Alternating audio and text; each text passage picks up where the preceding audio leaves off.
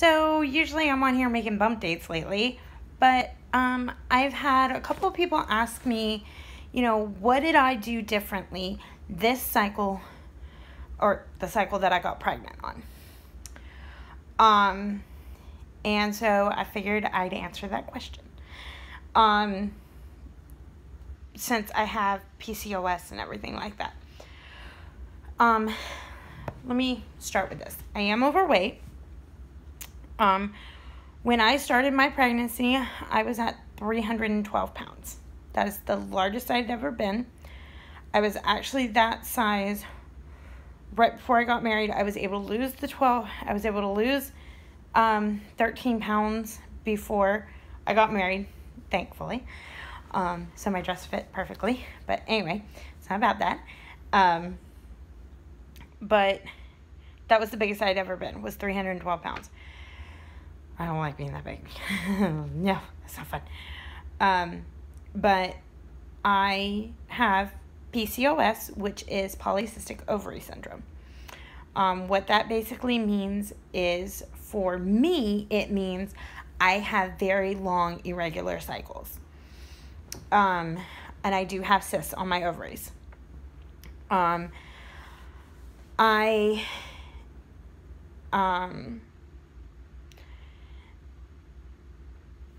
I have cysts on my ovaries. Sorry, baby brain went. So back in May, I went to the doctor because my husband and I have been trying for a year, and I didn't get pregnant. And that was really hard and difficult once we reached that 1 year mark, of trying and we weren't able to get pregnant.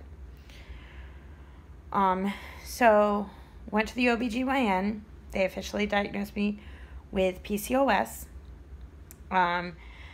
My longest cycle before starting metformin was 86 days. I went through so many pregnancy tests at that point, that it was insane. And once I finally got my period, it was a relief. And I was like, I never want to experience that again, unless I'm pregnant. And so I went to the doctor. They put me on metformin. And that worked for a grand total of 2 months, with it shortening my cycles. It worked for the month of May. It shortened my cycle. I had like a 21-day cycle. And then I got put on it in April. Mid-April. Because it worked for May. And then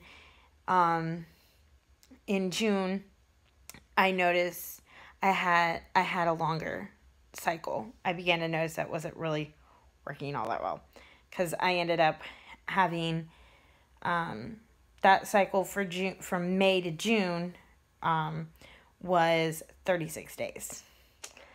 And it wasn't completely it wasn't super irregular, but, because anywhere from 28 to 35 days, you're considered regular, in your cycles.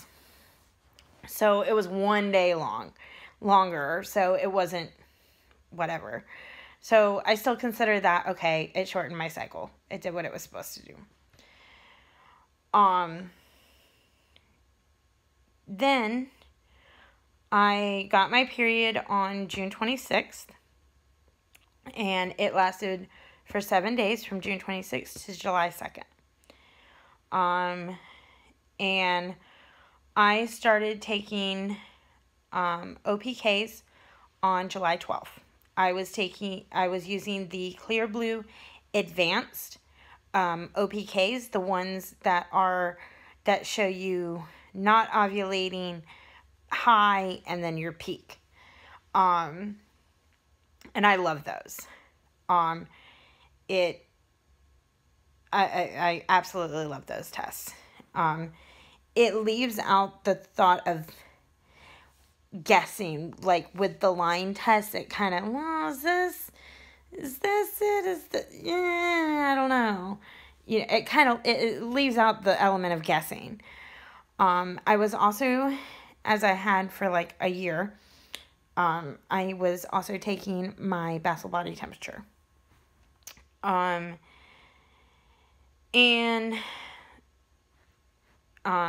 so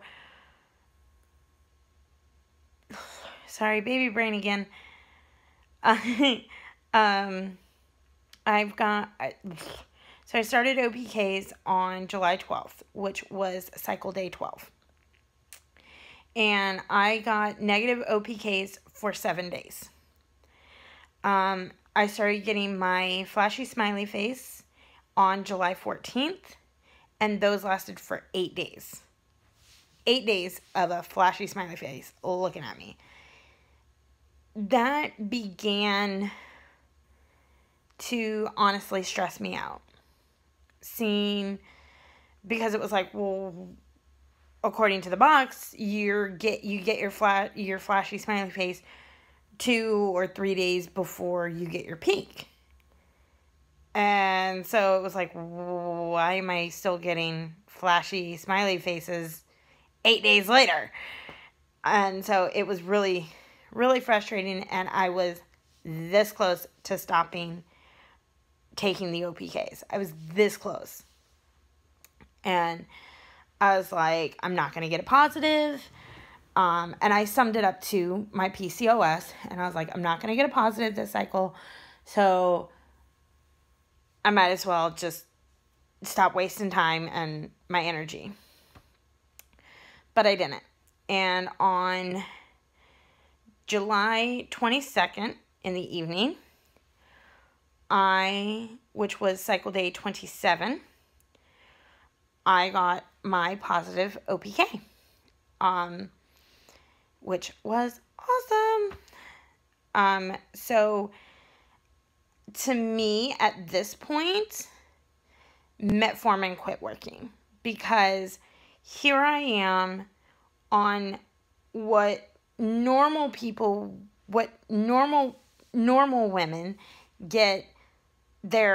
are getting close to their period. I'm just now ovulating. So metformin kind of quit working for me. And so I got my positive. I got my peak on July 22nd on cycle day 27. My temp then dipped on July 24th. So I ovulated. My egg was released on July 24th, which was, coincidentally, my parents' wedding anniversary, which was really kind of cool. And which was on cycle day 29. So when normal people would be starting their period or on day 2 of their period, I'm just now ovulating. So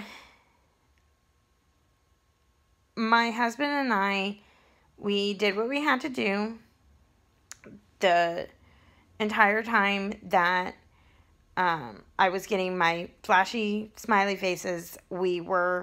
Thankfully, he was home that week because he was working for the past year. He had been working on the other side of the state. And so he was home during that week that I was getting my flashy smiley faces. So that helped a lot.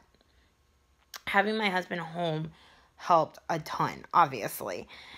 So we baby danced. That pretty much almost every day that I had a flashy smiley face. And then, when I got my peak, we baby danced that night and then the following night. And at this point, during that 2-week wait, I was just mentally, I was done. I didn't want to, I was feeling myself getting stressed out, which wasn't helping. So my husband and I talked, and we had decided that if we weren't pregnant, then we weren't going to be done trying to have a baby. I was going to be done for a couple of months. No PKs, no temping, just strictly taking metformin because I had it, even though it was doing L-Zitcho for me at this point. But thankfully, praise the Lord, was actually blessed to get pregnant. We had decided that if we weren't going to get pregnant, then, like I said, I was going to be done with OPKs. I was going to be done with temping for between August and September. From August and September, we were just going to do our thing. Whatever happened, happened. We weren't going to think about it. I wasn't going to think about it. I wasn't going to stress about it. I was just done. I needed a mental break. And then we had decided that in October, we were going to go to the doctor and see about starting Clomid. But thankfully, the Lord had a different plan, and we got pregnant.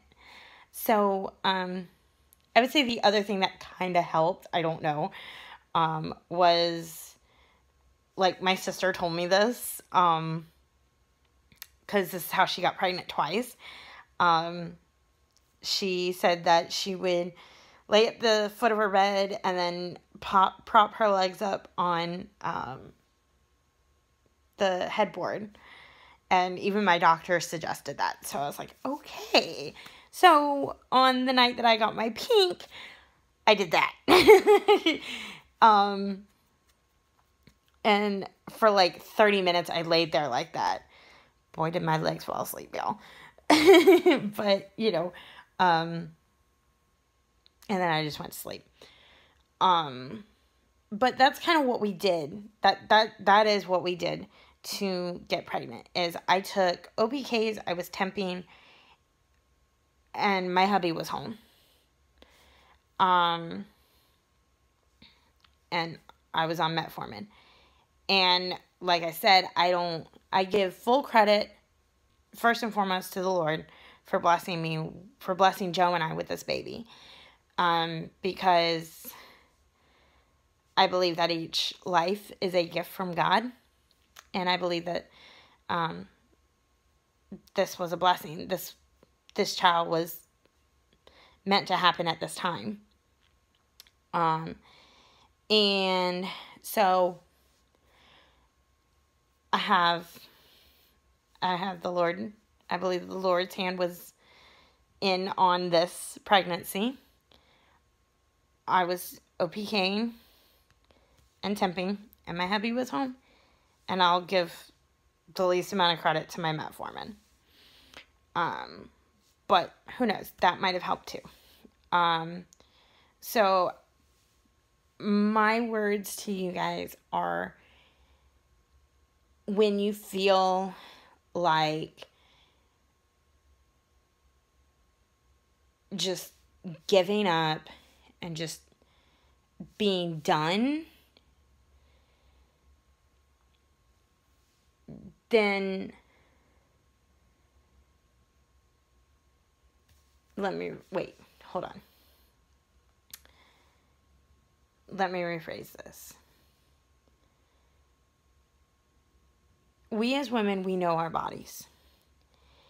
And we know when our bodies are telling us it's time to stop. It's time to be done. And you know your point. of when you just want to be done. And